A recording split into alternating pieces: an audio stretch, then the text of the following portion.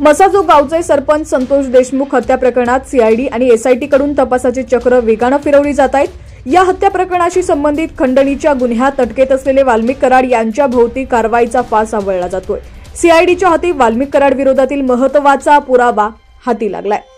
बातमी सविस्तर पाहूया. त्याआधी तुम्ही एचपीएन मराठी न्यूज चॅनल पहिल्यांदाच पाहत असाल आणि अजूनही चॅनलला सबस्क्राइब केलं नसेल तर नक्की सबस्क्राइब करा, जेणेकरून आमचे अपडेट्स लवकरात लवकर तुमच्यापर्यंत पोहोचतील. मागील वर्षी 9 डिसेंबरला संतोष देशमुख यांचं अपहरण करून त्यांची हत्या करण्यात आली होती. यामुळे राज्यात संतापाची लाट उसळली.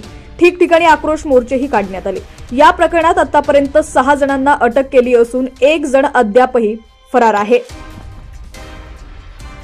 संतोष देशमुख हत्या प्रकरणात खंडणीचा गुन्हा महत्त्वाचा ठरणार आहे.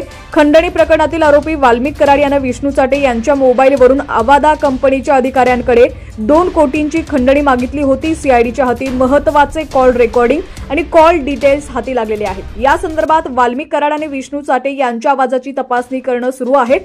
कराड यानं विष्णू चाटेच्या मोबाईलवरून 2 कोटी रुपयांची खंडणी मागितली. मागणी पूर्ण न केल्यास हातपाय तोडण्यासह कायमची वाट लावीन अशी धमकी वाल्मिक कराड यांना अधिकाऱ्यांना दिली होती. याच संदर्भात सुनील केंदू शिंदे यांच्या तक्रारीवरून केज पोलिसांमध्ये गुन्हा दाखल करण्यात आला होता. सुनील शिंदे हे अवादा एनर्जी कंपनीत प्रकल्प अधिकारी म्हणून काम करत आहेत. केज तालुक्यात विविध ठिकाणी पवन ऊर्जा प्रकल्पाची मांडणी आणि उभारणीच्या कामाची जबाबदारी आहे. 29 नोव्हेंबर रोजी शिंदे यांच्या मोबाईलवर विष्णू चाटे यांना फोन केला. वाल्मिकांना बोलणार आहेत असं त्यानं सुनील शिंदे यांना सांगितलं.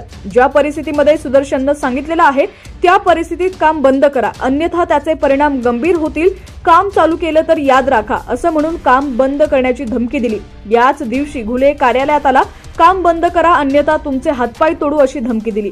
काम चालू ठेवायचं असेल तर 2 कोटी रुपये द्या असं सांगितलं होतं. याचे सर्व कॉल रेकॉर्डिंग शिंदे यांच्या मोबाईलमध्ये झालेलं आहे. त्यावरून गुन्हा दाखल झाला होता. हेच रेकॉर्डिंग सीआयडीच्या हाती लागले. आता सीआयडी कडून आवाजाच्या नमुन्याची तपासणी होणार आहे.